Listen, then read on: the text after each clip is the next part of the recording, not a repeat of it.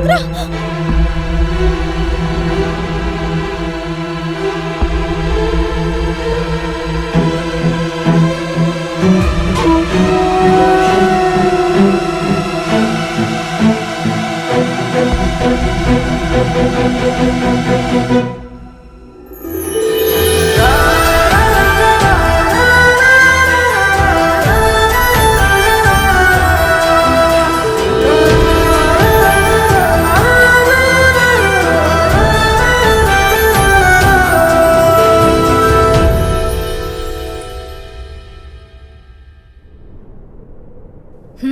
आप जानते हो महादेवा जी, आइसक्रीम मुझे बहुत पसंद है। भैया मुझे एक आइस कैंडी देना। पार्वती नहीं, पार्वती मत बचाओ। नहीं पार्वती नहीं। महादेवा जी, महादेवा जी।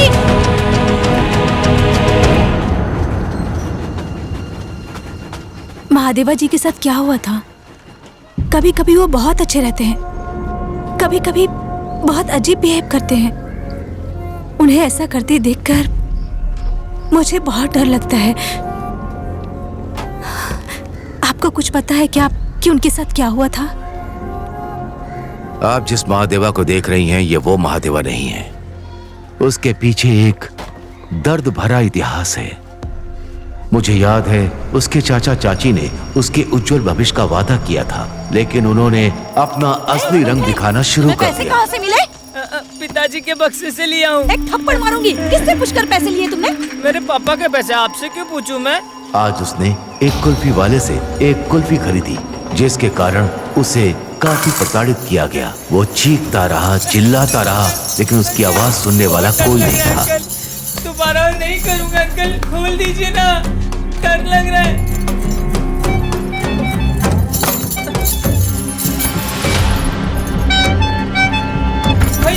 गांव के बाहर एक सुनसान घर में उसके चाचा चाची ने उसके पैरों में जंजीर बांधकर उसे बंदी बना दिया। जानवरों को दिया जाने वाला सड़ा खाना उन्होंने उसे देना शुरू कर दिया।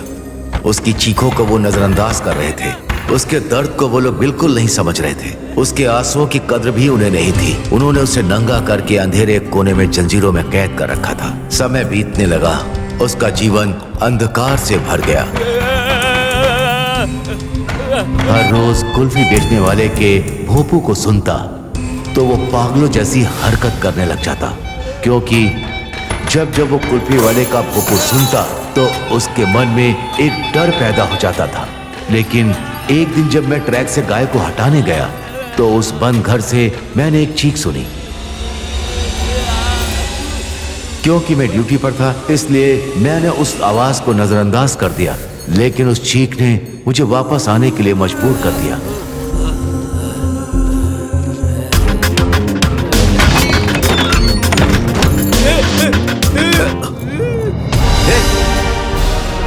कौन हो तुम?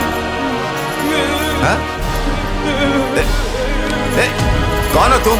और तुम्हें जंजीरों में क्यों बांधा है? क्या जेल? चलो उठो उठो, चलो चलो चलो चलो चलो चलो।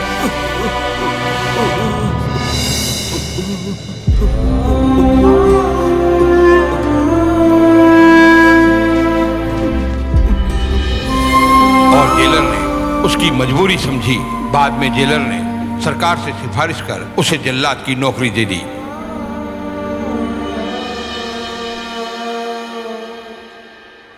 देखो बेटी, तुम्हारे आने से वो एक इंसान में बदल रहा है।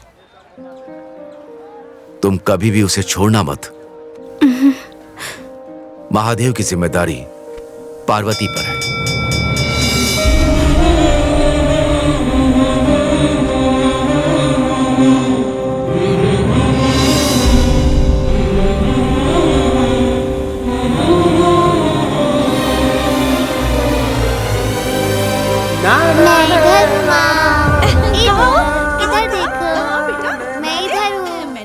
महादेवा पकड़ो मुझे। इस तरह पकड़ो। बाहर जा रहे हो क्या? कहाँ बेटा? अब आप मुझे नहीं पकड़ नक्षत्रा को साथ में ले जाओगे क्या? मामा इधर। जब से बेचारे का जन्म हुआ है ये जेल ही इसके लिए स्कूल का प्लेग्राउंड हो गया है। यही खेलती रहती है ये। दुनिया को ठीक से नहीं देखने का बहुत दुख है इसे। इसे यहाँ से बाहर ले जाकर शहर दिखा दो ना। जाओ बेटा।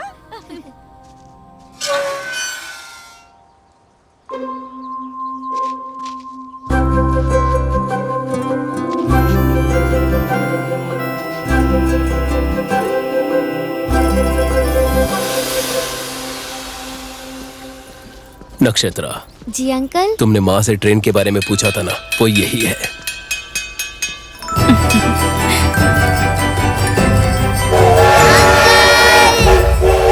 अंकल। नक्षत्रा, क्या हुआ, तुम डर गई? हाँ, डरो मत, मैं हूं ना।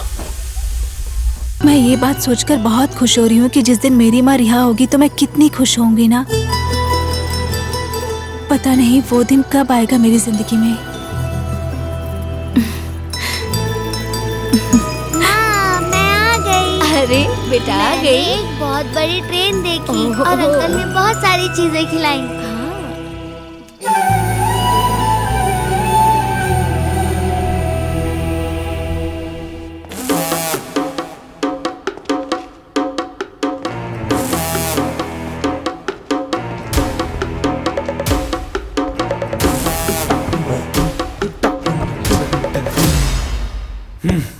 पिछले आधे घंटे से हम इंतजार कर रहे हैं। ये कलाई घड़ी के लिए सही नहीं है। मेरा समय उससे भी अधिक कीमती है। मैं इसे बर्बाद नहीं करूंगा। समुद्रा, मुझे तुम्हारे ये स्टाइल से बहुत खुशी मिलती है। मैं पाब्लो एस्कोबार के साथ काम करना चाहता हूं और मुझे कोई घमंड नहीं है। मैंने उसका नाम सुना। वो एक अंतर्राष्ट्रीय स्तर का ड्रग डीलर है। अरे इतने माल से क्या होगा, ये तो जल्दी खत्म होगा। मुझे और माल चाहिए। समुद्रा, सिंडिकेट में भी यही नियम लागू होते हैं। तुम्हारे अंदर मेरी बराबरी करने की हिम्मत नहीं है। मैं समुद्र हूं।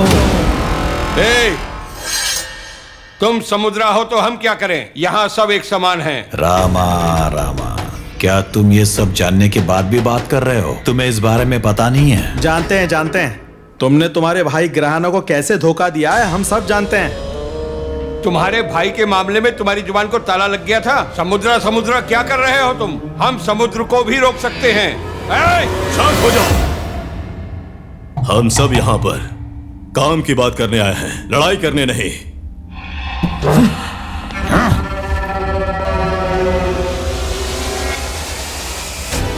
तुमने तुम्हारे भाई ग्रहणों को कैसे धोखा दिया है, हम सब जानते हैं। तुम्हारे भाई के मामले में तुम्हारी जुबान को ताला लग गया था। हम समुद्र को भी रोक सकते हैं।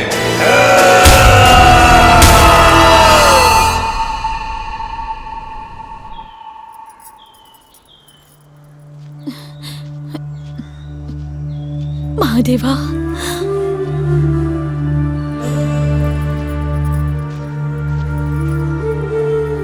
महादेवा, मैं अपने बेटे को अपनी जान से ज्यादा प्यार करती हूँ।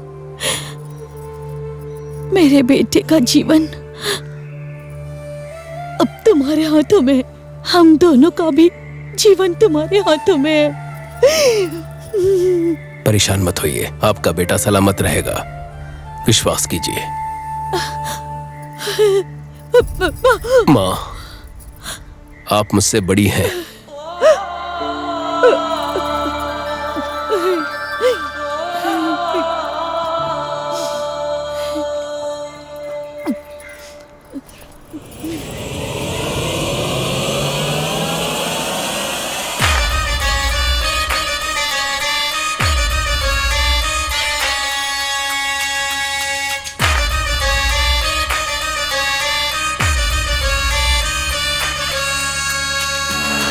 यहाँ बैठे सभी लोग टॉप लॉयर्स हैं और इसी में से कोई मेरे बेटे को बचा सकता है।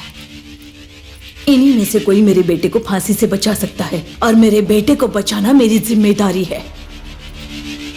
और तुम में से ही कोई मेरे बेटे को बचा सकता है, ये मैं जानती हूँ। कौन जिम्मेदारी लेगा वो बताओ। सुनिए, अब हमारे पास कम समय है। राष्ट्रपति द्वारा क्षमादान प्राप्त करना मुश्किल लग रहा है, लेकिन आपके बेटे को बचाने के लिए एक तरीका है।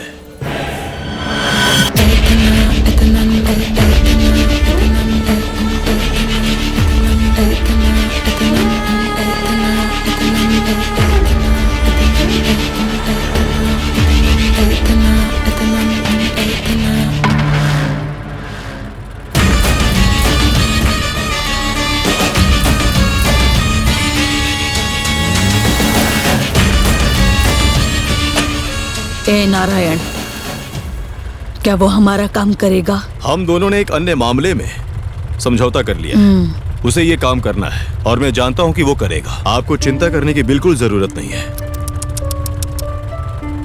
अगर जरूरत पड़ी तो मैं अपने बेटे के लिए अपना मान सम्मान भी त्यागने के लिए तैयार हूँ। समझ गए तुम? लड़का गरीब दिखता है। काम पूरा होने के बाद उसे कुछ पैसे दे देना।